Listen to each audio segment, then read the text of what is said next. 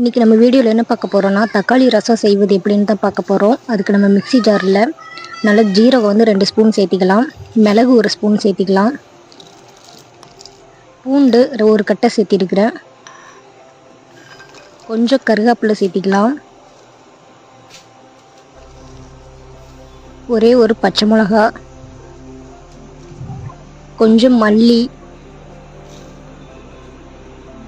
கொஞ்சமாக மஞ்சத்தூள். நான் தக்காளி ஒரு 3 பழம் எடுத்திருக்கேன். இந்த மாதிரி கட் பண்ணி மிக்ஸி ஜாரில் சேர்த்திருக்கேன். இதை நல்லா நைஸாக நம்ம அரைச்சிக்கலாம், 1-2 அரைச்சிக்கலாம். இது சளிக்கெல்லாமே எல்லாத்துக்குமே இந்த ரசம் நம்ம சாப்பிட்லாங்க, ரொம்பவே நல்லாயிருக்கும். நீங்களும் கண்டிப்பாக இது மாதிரி ட்ரை பண்ணி பாருங்கள். கொஞ்சம் உப்பு அதுக்குள்ளேயே சேர்த்தி நம்ம இதை வந்து நல்லா அரைச்சிட்டோம் 1-2.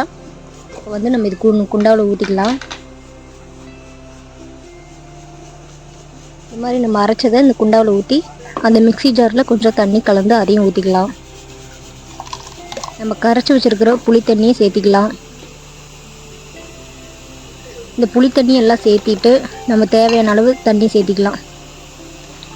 இந்த மாதிரி நல்லா சேர்த்தி நல்லா கலக்கி விடுங்க. கையில் இந்த மாதிரி நல்லா கரைச்சி விட்றலாம். அவ்வளோதாங்க, நீ தாளிச்ச ரசம் ரெடி.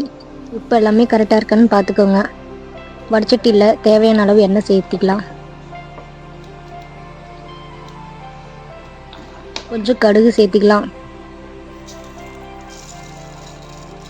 வரமிளகாய், கருவேப்பிலை, பூண்டு எல்லாம் சேர்த்துக்கலாம். பூண்டு நல்லா தொளிச்சு நல்லா தட்டி வச்சு போடுங்க, நல்லா மணமாக இருக்கும்.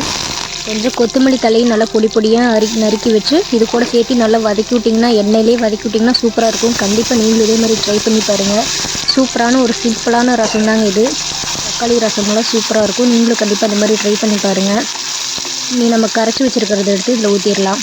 பெருங்காயத்தூள் கொஞ்சம் சேர்த்திக்கலாம். நல்லா இதெல்லாம் வதக்கிறப்பே சேர்த்திக்கலாம். நல்லா வதங்கிருச்சு. இனி நம்ம வந்து கரைச்சி வச்சுருக்க இந்த ரசத்தண்ணியை நம்ம இதில் ஊற்றிடலாம். பார்க்குறக்கே அப்படி நல்லா இருக்குது பார்த்தீங்களா? கண்டிப்பாக நீங்களும் உங்கள் வீட்டில் இந்த மாதிரி ட்ரை பண்ணி பாருங்கள். குழந்தைங்கள்லேருந்து பெரியவங்க வரைக்கும் எல்லாருமே சாப்பிட்லாம். சளியிலேருந்து எல்லாத்துக்குமே ரொம்ப நல்லது. நல்லா கொதிச்சிருச்சு. நல்லா கொஞ்சம் கொதிக்க விடுங்க. ஏன்னா நம்ம எல்லாமே பச்சையாக தான் போட்டிருக்கிறோம், தக்காளி எல்லாமே. இந்த மாதிரி நல்லா கொதிச்சதுக்கப்புறம் நம்ம குண்டாவில் மாற்றி வச்சுக்கலாம். என்னோடய வீடியோ உங்களுக்கு பிடிச்சிருந்துச்சுன்னா சப்ஸ்கிரைப் பண்ணுங்கள், ஷேர் பண்ணுங்கள், லைக் பண்ணுங்கள். நன்றி, வணக்கம்.